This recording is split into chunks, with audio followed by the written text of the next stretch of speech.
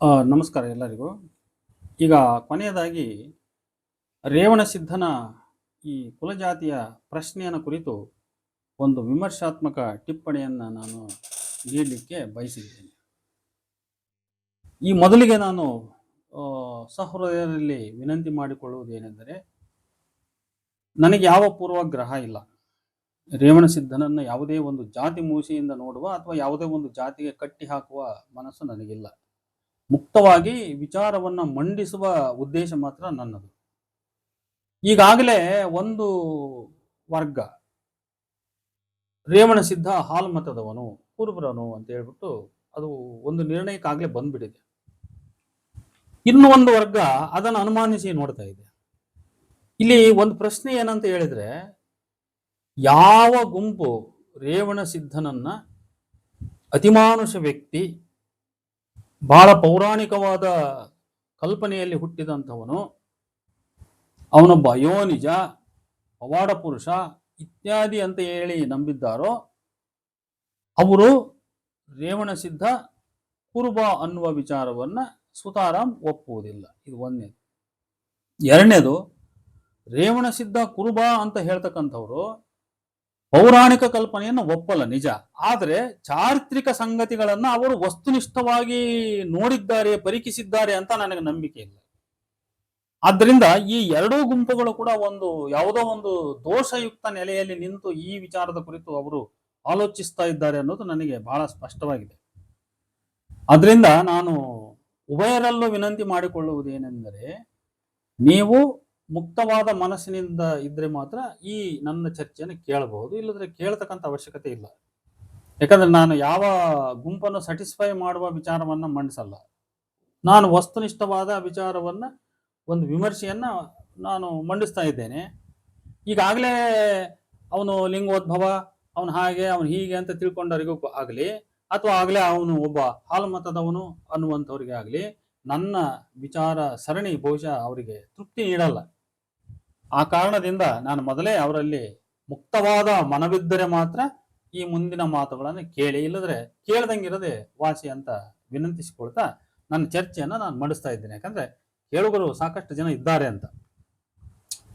ರೇವಣಸಿದ್ಧನನ್ನ ಕುರಿತಾಗಿ ಮೇಲೆ ಪಟ್ಟಿ ಮಾಡಿದ ಹಲವಾರು ಶಾಸನೋಲ್ಲೇಖಗಳಲ್ಲಿ ಕಲಬುರ್ಗಿಯವರು ಹೇಳುವ ಶ್ರೀಮತಿ ಹನುಮಾಕ್ಷಿ ಗೋಗಿ ಅವರ ಶೋಧವನ್ನಾಧರಿಸಿ ಕಕ್ಕೇರಿಯ 1127 ಶಾಸನೋಲ್ಲೇಖಕ್ಕಿಂತ ನಾನು ಹೇಳ್ತಕ್ಕಂಥ ಮಹಾರಾಷ್ಟ್ರ ಭೀಮ್ರಾ ಶಾಸನ 1122 ಇಸ್ವಿದಿದು, ಕ್ರಿಸ್ತಶಕ 1122, ಈ ಉಲ್ಲೇಖವು ಸುಮಾರು 5 ವರ್ಷಗಳಷ್ಟು ಪ್ರಾಚೀನವಾದುದು. ಇದನ್ನು ನಾನು ಮೊದಲೇ ಸ್ಪಷ್ಟಪಡಿಸ್ತೀನಿ. ಈ ಎಲ್ಲ ಶಾಸನೋಲ್ಲೇಖಗಳ ಆಧಾರದಿಂದ ರೇವಣಸಿದ್ಧನ ಜಾತಿ ಮತ್ತು ಸಮಯ ಇವುಗಳ ಮೂಲ ಕುರಿತು ಸ್ವಲ್ಪ ನಾವು ವಿವೇಚಿಸಬಹುದು. ಮೊದಲಿಗೆ ರೇವ ಮತ್ತು ಶಾಂತ ಎಂಬಿ ಹೆಸರುಗಳು ಸ್ಪಷ್ಟವಾಗಿ ಜೈನ ಮತ್ತು ಜಿನಬ್ರಾಹ್ಮಣ ಮತ್ತು ಜೈನಾನುಯಾಯಿ ಬಣಜಿಗರಲ್ಲಿ ಅತಿ ಹೆಚ್ಚು ಪ್ರಚಲಿತದಲ್ಲಿ ಇದ್ದವೆಂಬುದಕ್ಕೆ ಸಾಕಷ್ಟು ಶಾಸನೋಕ್ತ ಪುರಾವೆಗಳಿವೆ. ಈ ದೃಷ್ಟಿಯಿಂದ ನಾನು ಇದನ್ನ ಮೊದಲೇ ಓದುಗರಿಗೆ ನಾನು ಸಹೃದಯರಲ್ಲಿ ಇನ್ನೊಮ್ಮೆ ವಿನಂತಿಸಿಕೊಳ್ಳೋದೇನೆಂದ್ರೆ, ರೇವ ಅನ್ನೋ ಪದ, ಈ ಶಾಂತ ಅಂತಕ್ಕಂಥ ಈ ಪದ ಇವೇನದವಲ್ಲ, ಜೈನ, ಜಿನಬ್ರಾಹ್ಮಣ ಮತ್ತು ಜೈನಾನುಯಾಯಿಗಳಾಗಿರ್ತಕ್ಕಂಥ ಬಣಜಿಗರಲ್ಲಿ ಇವು ಹೆಚ್ಚು ಪ್ರಚಲಿತದಲ್ಲಿವೆ. ಇದ್ರ ಬಗ್ಗೆ ಸಾಕಷ್ಟು ಶಾಸನೋಕ್ತ ಪುರಾವೆಗಳಿವೆ. ಇದ್ರ ಬಗ್ಗೆ ನಾನು ಕೊನೆಗೆ ಒಂದಿಷ್ಟು ಮಾಹಿತಿಯನ್ನು ಕೊಡಲಿದ್ದೇನೆ. ಈ ದೃಷ್ಟಿಯಿಂದ ರೇವಣಸಿದ್ಧ ಎಂಬ ಹೆಸರೇ ಅವನು ಹಾಲು ಮತದವನು ಅನ್ನೋದಕ್ಕೆ ಅದು ವಿರೋಧವನ್ನು ವ್ಯಕ್ತಪಡಿಸ್ತದೆ. ಯಾಕಂದ್ರೆ ಆ ಹೆಸರಿನ ಮೂಲ ಏನಿದೆಯಲ್ಲ, ಅದು ಹೆಸರಿನ ಮೂಲ ನಾವು ಹುಡುಕ್ತಾ ಶಾಸನಗಳಲ್ಲಿ ನಾನು ಮೊನ್ನೆ ಇತ್ತೀಚೆಗೆ ಕೂಡ ಮತ್ತೊಂದಷ್ಟು ನಾನು ನೋಡುವ ಪ್ರಯತ್ನ ಮಾಡಿದೆ. ಆ ಎಲ್ಲ ಮಾಹಿತಿಗಳು ಹೇಳೋದೇನೆಂದ್ರೆ, ಅದು ಜಿನಬ್ರಾಹ್ಮಣ ಮೂಲಕ್ಕೆ ಅಥವಾ ಜೈನದ ಮೂಲಕ್ಕೆ ಅದು ನಮ್ಮನ್ನ ತಗೊಂಡೋಗಿ ನಿಲ್ಲಿಸ್ತದೆ. ಆಮೇಲೆ ಈ ಅಭಿಪ್ರಾಯವನ್ನು ಅವನ ತಂದೆ ಅಥವಾ ಗುರು, ಎರಡು ಡಬಲ್ ರೋಲ್, ಶಾಂತಿಮಯಿಂದ 2 ರೋಲ್, ಅದು ತಂದೆನೂ ಇರ್ಬೋದು, ಅವನು ಗುರುವು ಇರಬಹುದು ಅಂತ. ಈ ಶಾಂತಿಮಯ ಎಂಬ ಹೆಸರು ಕೂಡ ಬೆಂಬಲಿಸ್ತದೆ.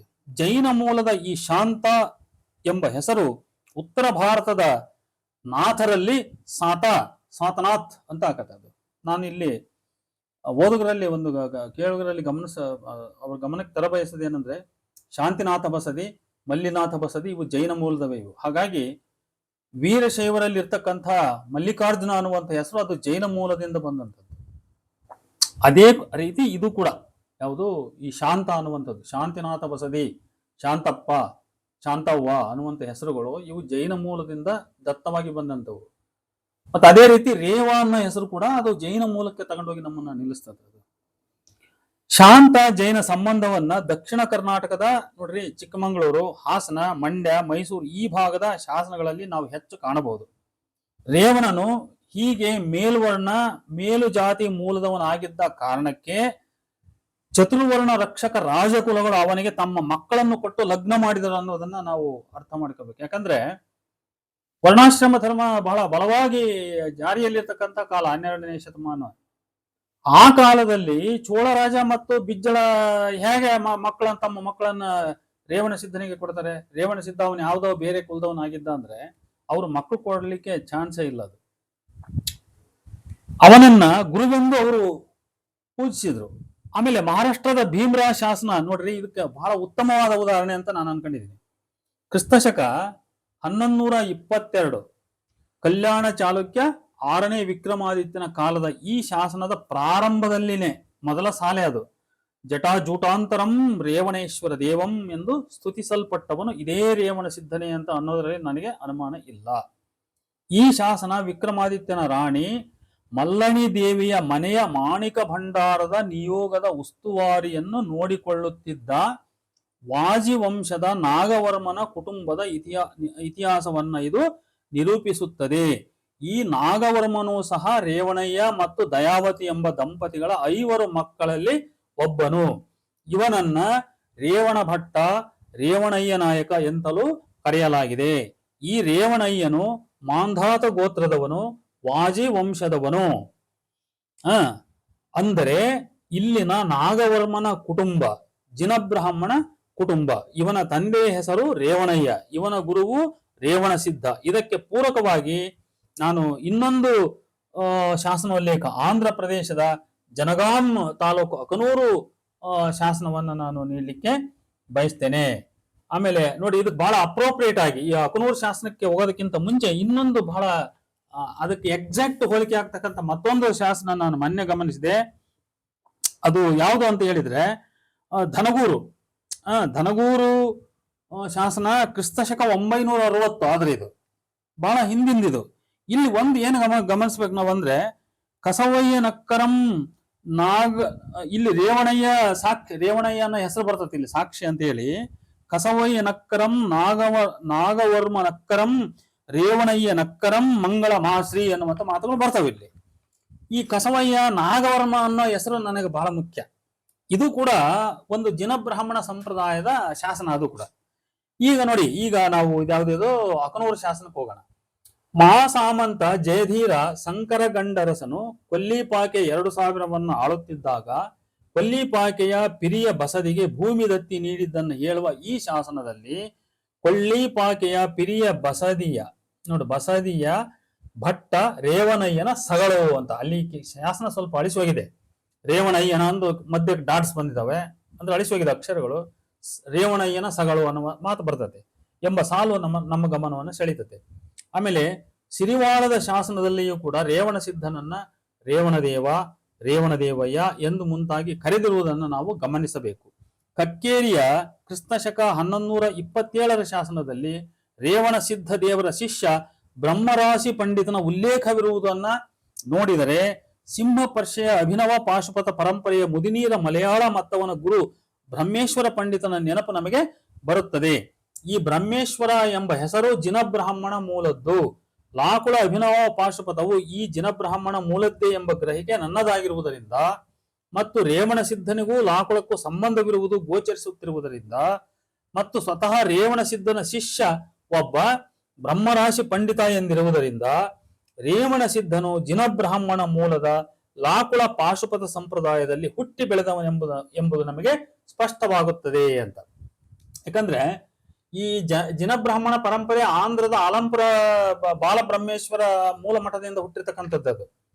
ಆ ಅಲಂಪುರ ಮತ್ತು ಇವೆಲ್ಲ ಕೊಲ್ಲಿಪಾಕೆ ಅವೆಲ್ಲ ಒಂದು ಭಾಗದಲ್ಲಿ ಒಂದು ಸಂಪ್ರದಾಯದಲ್ಲಿ ಬೆಳೆದಂತ ಮಠಗಳವು.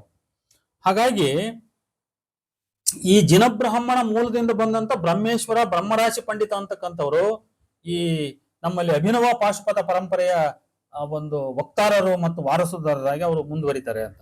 ಇದೆಲ್ಲವನ್ನು ಕೂಡ ನಾವು ಕನ್ಸಿಡರ್ ಮಾಡ್ಬೇಕಿಲ್ಲ. ಯಾವ ಸುಮ್ಮನೆ ಏನೋ ಒಂದು ಜಾತಿ ಮೂಸೆಯನ್ನ ಮನಸ್ಸಲ್ಲಿ ಇಟ್ಕೊಂಡ್ಬಿಟ್ಟು ಏನೋ ಮಾತಾಡ್ಬಿಡೋದಲ್ಲ.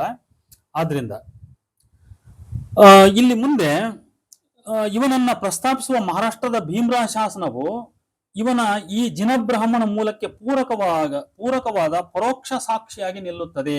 ಕರ್ನಾಟಕದಲ್ಲಿ ಹರಡಿದ ಅಭಿನವ ಪಾಶುಪತ ಲಾಕುಳ ಸಂಪ್ರದಾಯದ ಬೇರನ್ನ ಹೊಂದಿರುವ ಈ ಜಿನಬ್ರಾಹ್ಮಣ ಸಂಪ್ರದಾಯ ಮೂಲತಃ ಆಂಧ್ರದ ಆಲಂಪುರದಲ್ಲಿದ್ದು, ನಾನೇನು ಆಗ್ಲೇ ಹೇಳಿದೆ ಬಾಲಬ್ರಹ್ಮೇಶ್ವರ ಮಠ ಅಂತ ಹೇಳ್ಬಿಟ್ಟು, ಆಲಂಪುರದಲ್ಲಿದ್ದು ಅದರ ಒಂದು ಪ್ರಾಚೀನ ಹೊನಲು ಮಹಾರಾಷ್ಟ್ರದ ಈ ಭಾಗದಲ್ಲಿ ರೇವಣಸಿದ್ಧನಿಗೂ ಪೂರ್ವದಲ್ಲಿ ಬಹುಶಃ 10-11ನೇ ಶತಮಾನದಲ್ಲಿಯೇ ಹರಿದಿತೆಂಬುದಕ್ಕೆ ಸಿಂಹಪರ್ಷಿಯ ಅಭಿನವ ಪಾಶುಪತದ ಮುದಿನೀರ ಮಲಯಾಳನ ಗುರು ಬ್ರಹ್ಮೇಶ್ವರ ಪಂಡಿತನನ್ನು ಉಲ್ಲೇಖಿಸುವ ಕ್ರಿಸ್ತಶಕ 1058ರ ಮೀರಜ್ನ ಕನ್ನಡ ಶಾಸನವನ್ನು ಆಧಾರವಾಗಿ ನಾವು ತೆಗೆದುಕೊಳ್ಳಬಹುದು ಅಂತ. ಆಮೇಲೆ ರೇವಣ ಸಿದ್ಧನಿಗೆ ಲಾಕುಳ ಸಂಪ್ರದಾಯ ಪ್ರಚಲಿತದಲ್ಲಿದ್ದ ಕಾಲ ಯುಗದ ದಟ್ಟ ಹಿನ್ನೆಲೆ ಇರತಕ್ಕಂಥದ್ದು ನಿಜ. ಇದು ಮೊದಲು ಮುಖ್ಯವಾಗಿ ರೇವಣ ಸಿದ್ಧನಿಗೆ ಲಾಕುಳ ಸಂಪ್ರದಾಯ ಪ್ರಚಲಿತದಲ್ಲಿದ್ದ ಕಾಲ ಮತ್ತು ಯುಗದ ಒಂದು ದಟ್ಟ ಹಿನ್ನೆಲೆ ಅವನಿಗಿದೆ. ಕರ್ನಾಟಕಕ್ಕೆ ಲಾಕುಳ 1010-20ರಲ್ಲೇ ಪ್ರವೇಶಿಸಿದೆ. ಉದಾಹರಣೆ ನೋಡ್ರಿ, 943ರ ಶಿರಾ ತುಮಕೂರು ಜಿಲ್ಲೆ, ಆಮೇಲೆ 969ರ ಗದಗ ಜಿಲ್ಲಾ ನಾಗಾವಿ, ಆಮೇಲೆ 1024ರ ಹಂಸಭಾವಿ ಶಾಸನ ಇತ್ಯಾದಿ ಶಾಸನೋಲ್ಲೇಖಗಳನ್ನ ನಾವು ಇದಕ್ಕೆ ಉದಾಹರಣೆಯಾಗಿ ತಗೋಬಹುದು. ಯಾವುದಕ್ಕೆ ಉದಾಹರಣೆ? ಕರ್ನಾಟಕಕ್ಕೆ ಲಾಕುಳ ಪಂಥ ಪರಂಪರೆ ಅಂತಕ್ಕಂಥದ್ದು 1010-1020ರಲ್ಲಿ ಅದು ಪ್ರವೇಶ ಮಾಡಿದೆ ಅಂತ ಹೇಳಲಿಕ್ಕೆ. ಇದಕ್ಕಿಂತ ಮುಖ್ಯವಾದುದು ರೇವಣ ಸಿದ್ಧನ ಮೂಲ ಗ್ರಾಮ ಕೊಲ್ಲಿಪಾಕಿಯಲ್ಲೂ ಕೂಡ ಕಾಳಾಮುಖ ಲಾಕುಳ ಪರಂಪರೆಯ ಮಠ ಇತ್ತು ಎಂಬುದನ್ನ ಅಲ್ಲಿಯ ಕ್ರಿಸ್ತಶಕ 1088ರ ಶಾಸನ ನಮಗೆ ತಿಳಿಸುತ್ತದೆ. ಯಾವುದು? ಕೊಲ್ಲಿಪಾಕಿಯ 1088ರ ಶಾಸನ. ಚಾಲುಕ್ಯ ತ್ರಿಭುವನ ಮಲ್ಲನ ಮಹಾಮಂಡಳೇಶ್ವರನೊಬ್ಬ ಉತ್ತರೇಶ್ವರ ದೇವರಿಗೆ ಭೂಮಿ ದತ್ತಿಯನ್ನು ನೀಡುತ್ತಾನೆ. ಕಾಳಾಮುಖಾನ್ವಯದ ರಾಮೇಶ್ವರ ಪಂಡಿತನು ದತ್ತಿಯನ್ನು ಅಲ್ಲಿ ಪಡೆಯುತ್ತಾನೆ. ಇವನ ಗುರು ಕೇದಾರ ಪಂಡಿತನನ್ನು ಲಾಕುಳ ಸಿದ್ಧಾಂತ ತತ್ವಮಣಿ ಪ್ರದೀಪಂ ಎಂದು ಬಣ್ಣಿಸಲಾಗಿದೆ. ಆದ್ದರಿಂದ ರೇವಣ ಸಿದ್ಧನು ಮೂಲತಃ ಲಾಕುಳನೆಂದು, ಅವನು ತಾಂತ್ರಿಕ ಸಿದ್ಧರಿಂದ ಪ್ರಭಾವಿತಗೊಂಡಿದ್ದನೆಂದು ಹೇಳಬಹುದು. ಕೊನೆಗಾಲಕ್ಕೆ ಅವನು ಸಂಪೂರ್ಣ ವೀರಶೈವನಾಗಿರಬೇಕು. ಬಹುಶಃ ಈ ಕಾಲದಲ್ಲಿ ಇವನ ಹಾಗೆ ಒಬ್ಬ ಕಾಪಾಲಿಕ ತಾಂತ್ರಿಕ ಸಿದ್ಧನಾಗಿದ್ದಿರಬಹುದಾದ ಉಜ್ಜಯಿನಿ ಮರುಳಸಿದ್ಧನಿಗೆ ಶೈವ ವೀರಶೈವ ದೀಕ್ಷೆಯನ್ನ ಈ ರೇವಣ ಸಿದ್ಧ ನೀಡಿರಬೇಕು. ಮರುಳಸಿದ್ಧನ ಕಾಪಾಲಿಕತ್ವದ ಸೂಚನೆಯನ್ನ ಉಜ್ಜಯಿನಿಗೆ ಸಮೀಪದ ಭೈರವ ದೇವರ ಗುಡ್ಡದಲ್ಲಿನ ಭೈರವಾರಾಧನೆಯ ಅವಶೇಷಗಳು ಈಗಲೂ ಕೂಡ ಇದಾವೆ. ನಾನು ಹೋಗಿ ಫೋಟೋ ತಕೊಂಡು ಬಂದಿದ್ದೆ ಈಗ ಒಂದು 20 ವರ್ಷದ ಹಿಂದೆ, 20-25 ವರ್ಷದ ಹಿಂದೆ. ಹಾಗಾಗಿ ಚರಿತ್ರಕಾರರು ಇವೆಲ್ಲವುಗಳನ್ನ ಕೂಡ ಲಕ್ಷಿಸ್ತಕ್ಕಂಥದ್ದು ಬಹಳ ಮುಖ್ಯ. ಇಲ್ಲಿ ಒಂದು ಟಿಪ್ಪಣಿಯ ರೂಪದಲ್ಲಿ ಒಂದು ವಿಷಯವನ್ನ ನಾನು ಹೇಳಕ್ಕೆ ಬಯಸ್ತೇನೆ. ಕಕ್ಕೇರಿ, ಸಿರಿವಾಳ ಮತ್ತು ಹೋತಗಲ್ಲ ಈ 3 ಕಡೆಯ ಶಾಸನಗಳ ಆಧಾರದಿಂದ ಸಿದ್ಧ ಸಾತೇಶ್ವರ ದೇವ, ಸಿದ್ಧರೇವಣ ದೇವ, ಬ್ರಹ್ಮರಾಶಿ ಪಂಡಿತ ಎಂದು ಹೊರಡುವ ಗುರು ಶಿಷ್ಯ ಸಂಪ್ರದಾಯದಲ್ಲಿ ಮೊದಲಿನ ಇಬ್ಬರು ಸಿದ್ಧ ಸಂಪ್ರದಾಯದವರೆಂದು, ಕೊನೆಯವನು ಲಾಕುಳ ಸಂಪ್ರದಾಯದವನೆಂದು ಹೇಳಿ ರಾಶಿ ಪಂಡಿತ ಎಂದು ಕೊನೆಗೊಳ್ಳುವ ಹೆಸರುಗಳು ಲಾಕುಳ ಸಂಪ್ರದಾಯದ ಸೂಚಕವೆಂದು ಭಾವಿಸಿರುವ ಕಲಬುರ್ಗಿಯವರು 1208ರ ಹೋತಗಲ್ಲ ಶಾಸನದಲ್ಲಿನ ರೇವಣೇಶ್ವರ ದೇವನ ಆಚಾರ್ಯ ನಾಗರಾಶಿ ಪಂಡಿತನನ್ನು ಉಲ್ಲೇಖಿಸಿ ರೇವಣ ಸಿದ್ಧ ಜೀವಂತವಿದ್ದಾಗಲೇ, ಅಂದ್ರೆ 1127ರ ಕಕ್ಕೇರಿ ಶಾಸನ ಅದಕ್ಕೆ ಆಧಾರ, ಜೀವಂತವಿದ್ದಾಗಲೇ ಅವನ ಸಿದ್ಧ ಸಂಪ್ರದಾಯವು ಲಾಕುಳದಲ್ಲಿ ಸೇರಲು ಆರಂಭಿಸಿತ್ತು ಅಂತ ಅವ್ರು ಹೇಳ್ತಾರೆ. ಅವರು ಸಿದ್ಧ ಸಂಪ್ರದಾಯ ಅಂತಕ್ಕಂಥದ್ದು ಲಾಕುಳ ಸಂಪ್ರದಾಯದೊಳಗೆ ಅದು ಬೆರೀತಾ ಹೋಯಿತು ಅಂತ. ಯಾಕಂದ್ರೆ ಕರ್ನಾಟಕದ ಶೈವ ಪಂಥಗಳಲ್ಲಿ ಈ ನಮ್ಮ ಕಾಳಾಮುಖ, ಪಾಶುಪತ, ಲಾಕುಳ, ಕಾಪಾಲಿಕ ಇವನ್ನಷ್ಟೇ ಗಮನಿಸೋದಲ್ಲ, ಇವ್ರು ಬರೋದಕ್ಕಾಗಲಿ ದೇವರಾಗಿ ಕುಂತಿದ್ರು ಸಿದ್ಧರು. ಹಾಗಾಗಿ ಎಷ್ಟೋ ಸಿದ್ಧರ ಬೆಟ್ಟ, ಸಿದ್ಧರ ಮಠಗಳು ಅಥವಾ ಸಿದ್ಧರ ಗವಿಗಳು, ಸಿದ್ದಪ್ಪನ ದೇವಾಲಯಗಳು ಇದಾವಲ್ಲ, ಅವುಗಳನ್ನ ನಾವು ಮುಖ್ಯವಾಗಿ ಗಮನಿಸಬೇಕು. ಆಮೇಲೆ ಇದು ಕಲಬುರ್ಗಿ ಅವ್ರ ವಿಚಾರ. ಇದು ಆಗ್ಲೇ ಸಿದ್ಧ ಸಂಪ್ರದಾಯ ಅನ್ನೋದು ಲಾಕುಳದಲ್ಲಿ ಅದು ಬೆರೆಯಕ್ಕೆ ಪ್ರಾರಂಭವಾಗಿತ್ತು ಅಂತ. ಆಮೇಲೆ ಇನ್ನೊಂದು ಮೀರಜ್ ಕ್ರಿಸ್ತಶಕ 1058 ಸಿಂಹಪರ್ಷೆಯ ಪಾಶುಪತಾಗಮಕೃತ ಅಭಿನವ ಭುವನಾರ್ಘ್ಯವಾಸಿತ ಮುದನೀರೋ ಲೇಮೇಲಿ ಶಾರ್ಪಿತ ಸಂತತಿಯ ಬ್ರಹ್ಮೇಶ್ವರ ಪಂಡಿತ ಇವರ ಶಿಷ್ಯ ಮಲಯಾಳ ದೇವ, ಇವರ ಶಿಷ್ಯ ಚಿಕ್ಕದೇವ ಅನ್ನುವಂಥ ಈ ಸಿಂಹಪರ್ಷೆ ಅಭಿನವ ಪಾಶುಪತ್ರದ ಒಂದು ಸಣ್ಣ ಗುರು ಶಿಷ್ಯ ಪರಂಪರೆಯ ಒಂದು ಉಲ್ಲೇಖ ನಾವು ಗಮನಿಸಬಹುದು. ಹಾಗಾಗಿ ರೇವಣಸಿದ್ಧನು ಹಾಲು ಮತದವನು ಅಥವಾ ಕುರುವರವನು ಅಂತ ಒಪ್ಪಿಕೊಳ್ಳಲು ಇಲ್ಲಿ ನಮಗೆ ಮನಸ್ಸು ಬರಲ್ಲ. ಯಾಕಂದ್ರೆ ಈ ಎಲ್ಲಾ ಉಲ್ಲೇಖಗಳು ಎಲ್ಲಿ ಕುರುಬ ಸೂಚನೆಯನ್ನ ನಾವು ನೀಡಲ್ಲವು. ಆದರೆ ಅವನ ಹುಟ್ಟನ್ನ ಎಲ್ಲೋ ಒಂದ್ ಕಡೆ ಅವರು ಗುಟ್ಟಾಗಿ ಇಟ್ಟಿರೋದ್ರಿಂದ, ಯಾಕಂದ್ರೆ ಅವನು ಅಯೋ ನಿಜ, ಅವನು ಲಿಂಗೋದ್ಭವ ಅಂತ ಯಾಕೆ ಈ ಕಲ್ಪನೆಗಳನ್ನು ಹೇಳ್ತಾರೆ ಅಂತ ಹೇಳಿದ್ರೆ, ಅಲ್ಲಿ ಏನೋ ಒಂದು ಪ್ರಾಬ್ಲಮ್ ಇರಬಹುದು, ಒಂದು ನಿಗೂಢವಾದ ವಿಚಾರ ಇರಬಹುದು ಅಂತ. ಆ ಕಾರಣಕ್ಕಾಗಿ ಅಲ್ಲಿ ಏನೋ ಇನ್ನೊಂದು ಮುಸುಕಿನೊಳಗಿನ, ಅಂದ್ರೆ ಅವನ ರೇವಣಸಿದ್ಧನ ಜನನದ ವಿಚಾರವಾಗಿ ಯಾವುದೋ ಒಂದು ಮುಸುಕಿನೊಳಗಿನ ಸತ್ಯ ಇರಬಹುದು ಅಂತ ನೋಡಿ. ಈ ವಿಚಾರ ಲಿಂಗೋದ್ಭವರ ಕಲ್ಪನೆಯನ್ನು ಒಪ್ಪಿಕೊಂಡವರಿಗೆ ಇದ್ರ ಪ್ರಶ್ನೆನೇ ಬೇಕಾಗಿಲ್ಲ. ಯಾಕಂದ್ರೆ ಅವ್ರು ಲಿಂಗೋದ್ಭವರು ಅಂತ ತಿಳಿದ ಮೇಲೆ ಮತ್ತೆ ಅವನ ಜಾತಿ ಕುರಿತೋ ಅಥವಾ ಮತ್ತೊಂದು ಕುರಿತೋ ಆ ಪ್ರಶ್ನೆ ಅವರಿಗೆ ಇರ್ರೆಲೆವೆಂಟ್. ಅವು ಈ ರೀತಿಯ ಗುಟ್ಟಿನ ಹುಟ್ಟು ಹೊಂದಿದ ಮಹಿಮಾ ಪುರುಷರು ಅನೇಕ. ಇವರು ನೋಡಿ, ಮಕ್ಕಳಿಲ್ಲದ ದಂಪತಿಗಳು ಬನವೊಂದರಲ್ಲಿ ಧ್ಯಾನಕ್ಕೆ ಕುಳಿತವರು ಕಣ್ತೆರೆದು ನೋಡಿದಾಗ ಅವರ ಕಣ್ಮುಂದೆ ಸೂರ್ಯನಂತೆ ಕಂಗೊಳಿಪ ಕೂಸೊಂದು ಮಲಗಿರುವುದು ಕಾಣುತ್ತದೆ. ಅವನೇ ಯಡಿಯೂರು ಸಿದ್ಧಲಿಂಗೇಶ್ವರ. ನೋಡಪ್ಪ, ಯಡಿಯೂರು ಸಿದ್ಧಲಿಂಗೇಶ್ವರನ ಹುಟ್ಟು ಈ ತರ ಬಂದ್ಬಿಡ್ತದೆ. ಅದು ಆಗ ಅಲ್ಲಿ ಪಾರ್ಕ್ ನಲ್ಲಿ ಕುಳಿತು ತಪಸ್ ಮಾಡ್ತಾ ಕುಂತು ಕಣ್ತಾರೆ ನೋಡಿದ್ರೆ ಮುಂದೆ ಒಂದು ಕೂಸು ಬಂದು ಇರ್ತದೆ, ಅವನೇ ಯಡಿಯೂರು ಸಿದ್ಧಲಿಂಗೇಶ ಅಂತ. ಮತ್ತೆ ಈ ರೀತಿ ಹೇಳ್ದಂಗೆ ಅದೇ ರೀತಿ ಮರಳು ಸಿದ್ಧ, ಅವನೆಲ್ಲೋ ಒಂದು ಕೂಸು ಮರದ ಒಂದು ಪೆಳೆಯಲ್ಲಿ ಒಂದು ಮರದಲ್ಲಿ, ನಾವು ಹಸನ ಮಾಡ್ತೀವಲ್ಲ ಅಂತ ಮರದಲ್ಲಿ ಯಾರೋ ಇಟ್ಟೋಗಿದ್ರಂತೆ, ಮತ್ತೆ ಯಾರೋ ಯಾಕೆ ಇಟ್ಟೋದ್ರು ಅನ್ನೋ ಪ್ರಶ್ನೆ ಅಲ್ಲಿ ಉದ್ಭವ ಆಗ್ತದೆ. ಅದೇ ರೀತಿ ಮಾದೇಶ್ವರನ ಹುಟ್ಟು, ಇವೆಲ್ಲವೂ ಕೂಡ ನಿಗೂಢವಾದವುಗಳು. ಇಂತಹ ಮಹಿಮಾ ಪುರುಷರ ಹುಟ್ಟಿನ ಸುತ್ತ ಬೇರೊಂದು ಸತ್ಯ ಅಡಗಿರ್ಲಿಕ್ಕೆ ಸಾಧ್ಯವಿದೆ ಅಲ್ವಾ. ಆದ್ರೆ ಅದನ್ನ ಚರಿತ್ರಕಾರರು ಇವತ್ತು ಹೇಳಲ್ಲ. ಹೇಳಿದ್ರೆ ಅವರು ಅಷ್ಟು ಸುಲಭವಾಗಿ ಉಳಿಲಿಕ್ಕೆ ಸಾಧ್ಯವಿಲ್ಲ. ಯಾಕಂದ್ರೆ ಅದೊಂದು ಸೆನ್ಸೇಷನಲ್ ಮ್ಯಾಟರ್ ಆಗಿಬಿಡ್ತದೆ. ಹಾಗಾಗಿ ಅವುಗಳನ್ನ ಹಾಗೆ ಗುರುಮೂಲ ನದಿ ಮೂಲ ಹುಡುಕ್ಬಾರ್ದು ಅಂತ ಹೇಳ್ತಾರಲ್ಲ, ಹಂಗೆ ನಾವು ಕೂಡ ಗುರುಮೂಲ ನದಿ ಮೂಲವನ್ನ ಕೆದಕದಂತೆ, ಹೌದು ಬಿಡು ಪವಾಡ ಪುರುಷರು ಅವ್ರು ಏನ್ ಮುಂದೆ ಬಾಳಿದ್ರ ಅಷ್ಟೇ ಮುಖ್ಯ, ಅವ್ರು ಹುಟ್ಟು ಹೆಂಗಾದ್ರೂ ಹುಟ್ಟಿರ್ಲಿ ಅಂತ ಹೇಳಿ ತಿಳಿದು ಸುಮ್ಮನೆ ವಾಸಿ ಅಂತ. ಇಷ್ಟು ಹೇಳ್ತಾ ಇಲ್ಲಿ ಒಂದು ವಿಚಾರವನ್ನ ನಾನು ಮತ್ತೊಮ್ಮೆ ಸ್ಪಷ್ಟಪಡಿಸ್ತಾ, ಏನಂದ್ರೆ ರೇವಣಸಿದ್ಧ ಹಾಲು ಮತದವನು ಅಂತ ಹೇಳಲಿಕ್ಕೆ ಸಾಕ್ಷ್ಯಾಧಾರಗಳು ನನಗಂತೂ ಕಡಿಮೆ. ಬೇರೆಯವರು ಏನೇನೋ ಅವರ ಸಾಕ್ಷಿಗಳನ್ನು ಹೇಳ್ಬೋದು. ಅದಲ್ಲದೆ ಒಬ್ಬ ರೇವಣಸಿದ್ಧ ಅಂತ ನಾವು ಆ ಕಾನ್ಸೆಪ್ಟ್ಗೆ ಗಂಟು ಬೀಳಂತ ಅವಶ್ಯಕತೆ ಇಲ್ಲ. ಒಬ್ಬ ಮರಳುಸಿದ್ಧನೂ ಇಲ್ಲ, ಒಬ್ಬ ರೇವಣಸಿದ್ಧನೂ ಇಲ್ಲ. ಅದರಲ್ಲಿ ಕುರುಬ ಮರಳುಸಿದ್ಧ ಇರಬಹುದು, ಕುರುಬ ರೇವಣಸಿದ್ಧ ಇರಬಹುದು. ಇದು ಒಂದು. ಎರಡನೇದಾಗಿ ಈ ರೇವ ಅನ್ನೋ ಹೆಸರು ಏನಾಯ್ತಲ್ಲ, ಇದು ರೇವ ಅನ್ನೋ ಹೆಸರೇ ಜಿನಬ್ರಾಹ್ಮಣ ಮೂಲದ್ದು ಅಂತ ನಾನು ಹೇಳ್ತಾ ಇದ್ದೆ. ಅದ್ರ ಬಗ್ಗೆ ನಾನು ಇತ್ತೀಚೆಗೆ ಮೊನ್ನೆ ಕೆದಕಿದಾಗ ಸ್ವಲ್ಪ ಕೆಲವು ಮಾಹಿತಿಗಳು ಸಿಕ್ಕು, ಸುಮ್ಮನೆ ಅದನ್ನ ಮಾಹಿತಿ ರೂಪದಲ್ಲಿ ಹೇಳ್ತೀನಿ ನಾನು. ನೋಡ್ರಿ, ಹಳೇಬೀಡು ರೇವೋಜ ಅನ್ನೋ ಹೆಸರು ಕ್ರಿಸ್ತ ಶಕ 12-13ನೇ ಶತಮಾನ. ಇಲ್ಲಿ 1262 ಬಸ್ತಿಹಳ್ಳಿ ಜೈನ ಶಾಸನ. ಈ ದಾನ ಮಾಡಿದ ವ್ಯಾಪಾರಿಗಳ ಹೆಸರಿನ ಸಾಲಿನಲ್ಲಿ ಬೆಳ್ಳೆಲೆ ರೇವಿಶೆಟ್ಟಿ ಎಂಬ ಹೆಸರಿದೆ. ಇದು ಜಿನಶಾಸನ. ಇದು ಜಿನಶಾಸನ. ದಾನ ಮಾಡಿದವರ ಹೆಸರಿನಲ್ಲಿ ಬೆಳ್ಳೆಲೆ ರೇವಿಶೆಟ್ಟಿ ಅಂತ ಹೆಸರಿದೆ. ಆಮೇಲೆ ಇನ್ನೊಂದು ರೇವಕಬ್ಬೆ ಅಂತಕ್ಕಂಥ ಹೆಸರು, ರೇವಂತ ಅಂತಕ್ಕಂಥ ಹೆಸರು. ಎಪಿಗ್ರಫಿಯ 8ರಲ್ಲಿ ರೇಚಿ ಶೆಟ್ಟಿಯ ಮಕ್ಕಳು, ಇದು ಕ್ರಿಸ್ತ ಶಕ 1094ರ ಶಾಸನ. ಇದು ರೇಚಿ ಶೆಟ್ಟಿಯ ಮಕ್ಕಳು. ಆಮೇಲೆ ಎಂಥದ್ದು, ಚಿಕ್ಕ ಬೊಮ್ಮತ್ತಿ ಬೊಮ್ಮಶೆಟ್ಟಿಯ ಮಕ್ಕಳು, ಅಲ್ಲಿ ರೇವಕಬ್ಬೆ ಅನ್ನೋ ಹೆಸರು ಬರುತ್ತೆ. ಆಮೇಲೆ ಇನ್ನೊಂದು ಕುಂಟನ ಮಡುವು ಕ್ರಿಸ್ತ ಶಕ 1233, ಅಲ್ಲಿ ರೇವಣ್ಣ ಅನ್ನೋ ಹೆಸರು ಬರ್ತದೆ. ರೇವಣ್ಣಗಳ ದಶಕ 1, ಅದು ತೇದಿಯಲ್ಲ ಅದು. ಆಮೇಲೆ ದಾನಿಗಳ ಸಾಲಿನಲ್ಲಿ ಬರ್ತಾನ ರೇವಣ್ಣ. ಆಮೇಲೆ ಇನ್ನೊಂದು ಕೆರೆ ಸಂತೆ 1143ನೇ ಇಸ್ವಿದಿದು.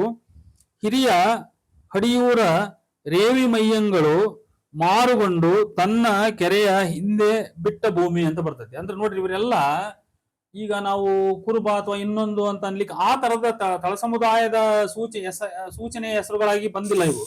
ಇವೆಲ್ಲ ಮೇಲ್ವರ್ಗದ ಅತ್ಯಂತ ದೊಡ್ಡ ಮಟ್ಟದ ಜೀವನ ನಡೆಸ್ತಕ್ಕಂಥವರ ಹೆಸರುಗಳಾಗಿ ಬಂದಿದ್ದಾವೆ. ಆಮೇಲೆ ಮರಡಿಪುರ 1305, ಇದು ಕೂಡ ಶಿಲಾಶಾಸನ. ಜಡೆಯ ಶಂಕರ ದೇವರ ವರ್ಣನೆ, ಈ ಶೈವ ಶಾಸನ. ಇದು ಕೂಡ ಇಲ್ಲಿ ದಾರುಕ, ರೇಣುಕ, ಶಿವಾಚಾರ, ಸಂಗನ ಬಸಯ್ಯ ಇತ್ಯಾದಿ ಹೆಸರುಗಳೆಲ್ಲ ಇಲ್ಲಿ ಬಂದಿದ್ದಾವೆ. ನೋಡಿ, ದಾರುಕ, ರೇಣುಕ, ಶಿವಾಚಾರ, ಸಂಗನ ಬಸಯ್ಯ ಇತ್ಯಾದಿ ಕ್ರಿಸ್ತ ಶಕ 1305 ಇದು 1305 ಶಾಸನ ಇದು. ಆಮೇಲೆ ಆಗ್ಲೇ ಹೇಳಿದೆ ಧನಗೂರು ಶಾಸನ 960. ಇಲ್ಲಿ ಕಸವಯ್ಯ ನಕ್ಕರಂ, ನಾಗವರ್ಮ ನಕ್ಕರಂ, ನಾಗವರ್ಮಯ್ಯ ನಕ್ಕರಂ, ಆಮೇಲೆ ರೇವಣಯ್ಯ ನಕ್ಕರಂ, ಮಂಗಳ ಮಹಾಶ್ರೀ ಅಂತ ಇದೆ. ಈಗ ನೋಡಿ ಈ ನಾಗವರ್ಮಗೂ ಆಮೇಲೆ ಅಲ್ಲಿ ಭೀಮರಾಜ ಶಾಸನದಲ್ಲಿ ಬರ್ತಕ್ಕಂಥ ನಾಗವರ್ಮ ನೋಡಿ ಈ ಇಂಥದೊಂದು ಸಾಮ್ಯತೆಯನ್ನ ನಾವು ಅರ್ಥ ಮಾಡ್ಕೋಬಹುದು. ಆಮೇಲೆ ಇನ್ನೊಂದು ರೇವಣಾರಾಧ್ಯರ ಮಠ ಅನ್ನೋದೊಂದು ಉಲ್ಲೇಖ ಬರ್ತದೆ. ಇದು ಕ್ರಿಸ್ತಶಕ 1673 ಹುಳ್ಳಂಬಳ್ಳಿ ಅಥವಾ ಮಳವಳ್ಳಿ ತಾಲೂಕು. ಇದು ಮಳವಳ್ಳಿ ತಾಲೂಕು ಹುಳ್ಳಂಬಳ್ಳಿ ತಾಮ್ರ ಶಾಸನ. ಇದು ವೀರಶೈವರ ಮಠದಲ್ಲಿ ಸಿಕ್ಕಂತ ತಾಮ್ರ ಶಾಸನ. ಈ 17ನೇ ಶತಮಾನದ್ದು ತಾಮ್ರ ಶಾಸನ ವೀರಶೈವರ ಮಠದಲ್ಲಿ ಸಿಕ್ಕಂಥದ್ದು. ಅದರಲ್ಲಿ ರೇವಣಾರಾಧ್ಯರ ಮಠ ಅಂತ ಇದೆ. ಇಲ್ಲಿ ಯಾವುದೇ ಕುರುಬರ ಸೂಚನೆ ಇಲ್ಲ. ಇಲ್ಲಿ ರೇವಣಾರಾಧ್ಯರ ಮಠಪತಿಗಳಾದ ರೇವಣಾರಾಧ್ಯರ ಅಂಶೀಭೂತರಾದ ರುದ್ರಮುನಿ ದೇವರಾರಾಧ್ಯರ ವಶಕ್ಕೆ ಬರೆಸಿಕೊಟ್ಟ ಶಾಸನ ಕ್ರಮ ಅಂತ ಐತೆ ನೋಡ್ರಿ ಇಲ್ಲಿ ಸ್ಪಷ್ಟವಾಗಿ. ಅಂದ್ರೆ ರೇವಣ ಸಿದ್ಧನ ಮಗ ರುದ್ರಮುನಿ ಅನ್ನೋ ಹೆಸರು ಇಲ್ಲಿ ಬಂತು ಅಂತ ಅನಿಸ್ತದೆ, ಅವ್ರ ಮಗನ ಅಥವಾ ಮೊಮ್ಮಗನ ಅಂತ. ಅದೇ ರೀತಿ ಇನ್ನೊಂದು ಸಾಗರ ತಾಲೂಕು ಶಿವಮೊಗ್ಗ ಜಿಲ್ಲೆ ಎಡಹಳ್ಳಿ ಕ್ರಿಸ್ತಶಕ 1681 ಇಲ್ಲಿ ರೇವಣ ಸಿದ್ಧದೇವ ಅಂತ ಹೆಸರು ಬರ್ತದೆ. ಸಜನ ಶುದ್ಧ ಶಿವಾಚಾರ ಸಂಪನ್ನ ದ್ಯಾವಾ ಪೃಥ್ವಿ ಮಹಾಮಹತ್ತಿನ ಒಳಗಾದ ರೇವಣ ಸಿದ್ಧದೇವರ ಸಿದ್ಧಗಿರಿಯ ಮಠದ ಧರ್ಮಕ್ಕೆ ಕೆಳದಿ ಸದಾಶಿವ ನಾಯಕರ ವಂಶೋದ್ಭವ ಸಂಕಣ ನಾಯಕರ ಪುತ್ರ ರೇವಣ ಸಿದ್ಧದೇವರ ಸಿದ್ಧಗಿರಿ ಮಠ ಪುತ್ರ ದಾನ ಮಾಡಿದ್ದು. ನೋಡಿ ಇದು ಕೂಡ 17ನೇ ಶತಮಾನದ್ದು. ಇಲ್ಲಿ ಕೂಡ ರೇವಣ ಸಿದ್ಧ ರೇವಣಾರಾಧ್ಯ ಅನ್ನೋ ಹೆಸರುಗಳು ಎಲ್ಲ ಬಂದಿದ್ದಾವೆ ಇಲ್ಲಿ. ಆದ್ರೆ ಇವು ಯಾವುವು ಕುರುಬ ಜಾತಿ ಸೂಚಿಸ್ತಕ್ಕಂತ ಅಲ್ಲ ಇವು. ಅಂದ್ರೆ ಈ ರೇವಣ ಸಿದ್ಧ ಅವನು ಕುರುಬರನಲ್ಲ ಅಂತ. ಇನ್ನೊಬ್ಬ ರೇವಣ ಸಿದ್ಧ ಕುರುಬರನ್ ಇರಬಹುದು, ಹಾಲುಮತದವನು ಇರಬಹುದು, ಆ ಪ್ರಶ್ನೆ ಬೇರೆ. ನಾನು ಅದನ್ನ ಇಲ್ಲ ಅಂತ ನಾನು ಅಲಗಳಿತಾ ಇಲ್ಲ. ಆದ್ರೆ ಈ ರೇವಣ ಸಿದ್ಧ ಏನೀಗ ಚೋಳ ರಾಜನ ಮಗಳ ಮದುವೆ ಆದ, ಬಿಜ್ಜಳ ರಾಜನ ಮಗಳ ಮದುವೆ ಆದ, ಬಳ್ಳಿಗಾವೆ ಇದು ಯಾವ್ದು ಪೀಠ ಸಂಸ್ಥಾಪನೆ ಮಾಡ್ಲಿಕ್ಕೆ ಕಾರಣನಾದ, ವೀರಶೈವ ಧರ್ಮ ಸಂಸ್ಥಾಪನೆ ಮಾಡಿದ ಇತ್ಯಾದಿ ಚರಿತ್ರೆಗೆ ಒಳಪಟ್ಟಂತ ಒಬ್ಬ ರೇವಣ ಸಿದ್ಧ ಏನದನ್ನಲ್ಲ, ಇವನು ಕುರುಬರ ರೇವಣ ಸಿದ್ಧ ಅಂತ ಅನ್ಲಿಕ್ಕೆ ಆಧಾರಗಳು ಇಲ್ಲ ಅಂತ ನಾನು ಹೇಳ್ತೀನಿ. ಆಮೇಲೆ ರೇವರಸ ಅಂತ 1077 ಹೊಸನಗರ ಶಿವಮೊಗ್ಗ ಜಿಲ್ಲೆ. ಇಲ್ಲಿ ರೇವರಸ ಅನ್ನೋ ಹೆಸರು ಬರುತ್ತೆ. ತ್ರೈಲೋಕ್ಯ ಮಲ್ಲ ನೆನೆಸಿದ ಆಹವ ಮಲ್ಲ ದೇವನ ಮಾವನಯ್ಯಣ ರೇವರಸನ ಧುರಂಧರಂ ಅನ್ನುವಂತ ಮಾತು ಬರ್ತದೆ. ಆಮೇಲೆ ಸುಂಕಾ ತೊಂಡನೂರು ಕ್ರಿಸ್ತಶಕ 1011ನೇ ಶಾಸನ ಇದು. ಸುಂಕಾ ತೊಂಡನೂರು ಇಲ್ಲಿ ರೇವಣ್ಣಂ ಕಿಚುವಾಯುವ ಗಂಗಾಚಾರಿ ಅನ್ನುವಂತ ಹೆಸರುಗಳು ಬರ್ತಾವೆ ಇಲ್ಲಿ ನೋಡಿ. ಹೀಗೆ ಇನ್ನು ಸ್ವಲ್ಪ ಏನಾದ್ರು ಇರ್ಬೋದು ನೋಡೋಣ. ಆಮೇಲೆ ಅರಸೀಕೆರೆ 1173 ಜೈನ ಬಸದಿಯ ಕಲ್ಲು. ಇದು ಜೈನ ಬಸದಿಯ ಕಲ್ಲು. ಹೊಯ್ಸಳ ರಾಜರ ವಂಶಾವಳಿ ಇದೆ ಇಲ್ಲಿ. ಅತ್ರಿ ಗೋತ್ರದ ಮಂತ್ರಿ ಹರಿಹರ ಮತ್ತು ಭಾಗ್ಯಕ್ಕ ಇವರ ಮಗನಾಗಿ ಹುಟ್ಟಿದ ರೇವಣ್ಣ ನೋಡ್ರಿ. ಅತ್ರಿ ಗೋತ್ರದ ಮಂತ್ರಿ ಕ್ರಿಸ್ತಶಕ 1173 ಗಮನಿಸ್ಬೇಕು. ಇದು ಎಕ್ಸಾಕ್ಟ್ಲಿ ರೇವಣ ಸಿದ್ಧ ಇದ್ದಂತ ಕಾಲ ಇದು. ಅತ್ರಿ ಗೋತ್ರದ ಹರಿಹರ ಮತ್ತು ಭಾಗ್ಯಕ್ಕ ಇವರ ಮಗನಾಗಿ ಹುಟ್ಟಿದ ರೇವಣ್ಣ ರೇವಣಾಂಕನು ಅನ್ನುವಂತ ಮಾತು ಬಂದಿದೆ ಅಲ್ಲಿ. ಭಂಡಾರದ ಅಧಿಪತಿಯಾಗಿರುವನು. ಈ ಶಾಸನದಲ್ಲಿ ವಾಜಿವಂಶ, ಅತ್ರಿ ಗೋತ್ರ, ಕಾಶ್ಯಪ ಗೋತ್ರ ಇವನ್ನೆಲ್ಲ ಬಂದಿದಾವೆ, ಅದು ಗಮನಿಸ್ಬೇಕು. ಇನ್ನೊಂದು ಕ್ರಿಸ್ತಶಕ 12 ಅರಸೀಕೆರೆ ತಾಲೂಕು ತಳಲೂರು ಎಪಿಗ್ರಾಫಿ 10ರಲ್ಲಿ ತಳಲೂರಿನ ಮಹಾಜನಗಳಲ್ಲಿ ಮುಖ್ಯನಾದ ರೇವರಾಜನು ಮಧುಸೂದನ ದೇವಾಲಯ ಕಟ್ಟುವನು. ನೋಡಿ ಈ ಶ್ರೀ ರೇವರಾಜಂ ಧರಾಧರ್ಯಂ ದ್ವಿಜವಂಶ ಭೂಷಣ ಅಂತ ಇತ್ಯಾದಿ ವರ್ಣನೆಯ ಮಾತುಗಳೆಲ್ಲ ಬರ್ತಾವಲ್ಲಿ. ಇದೆಲ್ಲ ಆದ್ಮೇಲೆ ಇಲ್ಲಿ ಬಳ್ಳಾರಿ ಜಿಲ್ಲೆ ಕೊಟ್ಟೂರು ನೋಡಿ. ಇಲ್ಲಿ ಏನಂದ್ರೆ ಆನೆಗೊಂದಿಯಿಂದ ತಿಮ್ಮರಾಜ ಮಹಾರಾಜ ಅರಸರು ರಾಜ್ಯವಾಳುತ್ತಿರುವಾಗ ರಾಜನ ಕಾರ್ಯಕರ್ತನಾದ ಬಾಗಳಿಯ ಮಾಚಿ ನಾಯಕನ ಮಗ ವಾದಿನಾಯಕನು ಕೊಟ್ಟೂರ ಸೀಮೆಯ ಕುರುಬರಿಗೆ ಕುರಿದೆರೆ ಬಿಡುವನು ಅಂತ ನೋಡು. ಕೊಟ್ಟೂರ ಸೀಮೆಯ ಕುರುಬ ಕುಲ ಸಿದ್ದಪ್ಪ ಒಡೆಯರ ಮಕ್ಕಳು ಸಿದ್ದಪ್ಪ ಒಡೆಯರಿಗೂ, ಅಳಿಯ ರೇವಣ್ಣ ಒಡೆಯರಿಗೂ, ಅಚ್ಯುತಪ್ಪ ಒಡೆಯರಿಗೂ, ಲಿಂಗಣ್ಣ ಒಡೆಯರಿಗೂ ಅಂತ ಈ ಮಾತುಗಳೆಲ್ಲ ಬರ್ತವೆ. ಇಲ್ಲಿ ನನ್ನ ಪಾಯಿಂಟ್ ಏನಂದ್ರೆ ನೋಡಿ, ಕುರುಬರಲ್ಲಿ ಕೂಡ ರೇವಣ ಒಡೆಯ ಅಂತ ಬಂತ ಹೆಸರು.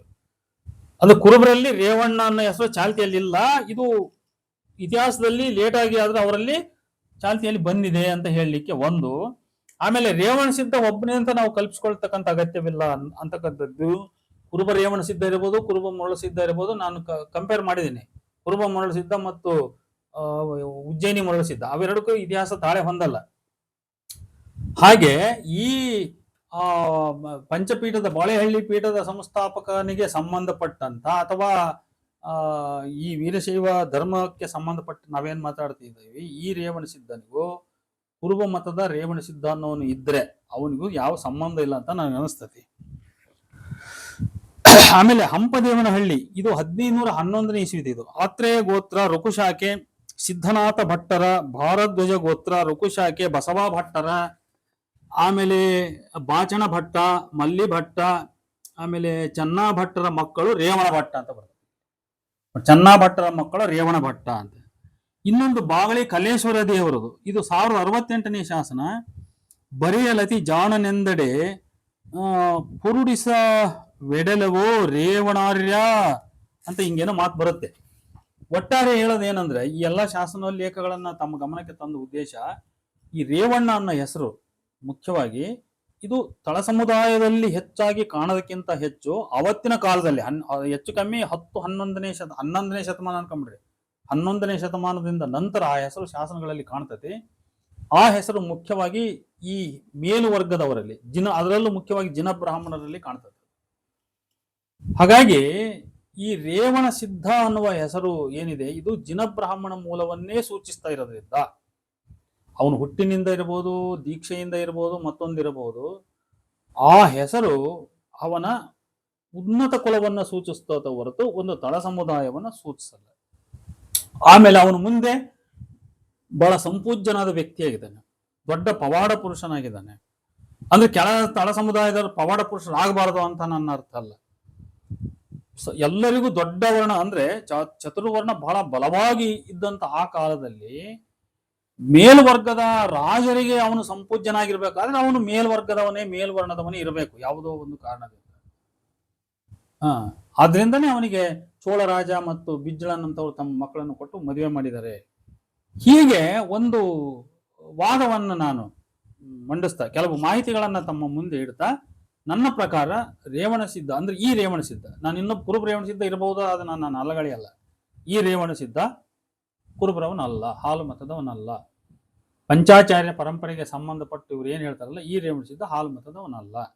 ಆದ್ರೆ ಪೀಠಾಚಾರ್ಯ ಪರಂಪರೆಯವರು ಹೇಳುವಂತೆ, ಅವ್ರು ನಂಬಿರುವಂತೆ, ಅವ್ರು ಲಿಂಗೋದ್ಭವ ಅನ್ನೋ ವಿಚಾರ ನಂಬೋದ್ ಬಿಡೋದು ಅವ್ರಿಗೆ ಬಿಟ್ಟಿದ್ದದು. ಆದ್ರೆ ಚರಿತ್ರೆಯಲ್ಲಿ ಬಹಳಷ್ಟು ಜನ ಈ ಲಿಂಗೋದ್ಭವ ಕಲ್ಪನೆಯನ್ನ, ಅಯೋನಿಜ ಅನ್ನುವ ಕಲ್ಪನೆಯನ್ನು ಯಾರು ಒಪ್ಪಲ್ಲ.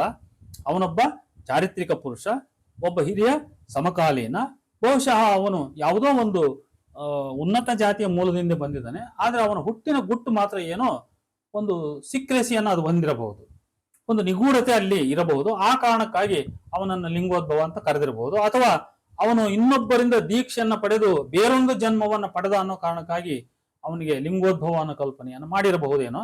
ಏನೇ ಇರಲಿ, ಒಟ್ಟಾರೆ ಇಷ್ಟು ವಿಷಯವನ್ನ ತಮ್ಮ ಮುಂದೆ ಇಡ್ತಾ ನನ್ನ ಈ ವಿಚಾರವಾದವನ್ನು ಮುಕ್ತಾಯಗೊಳಿಸ್ತಾ ಇದ್ದೇನೆ. ನಮಸ್ಕಾರ.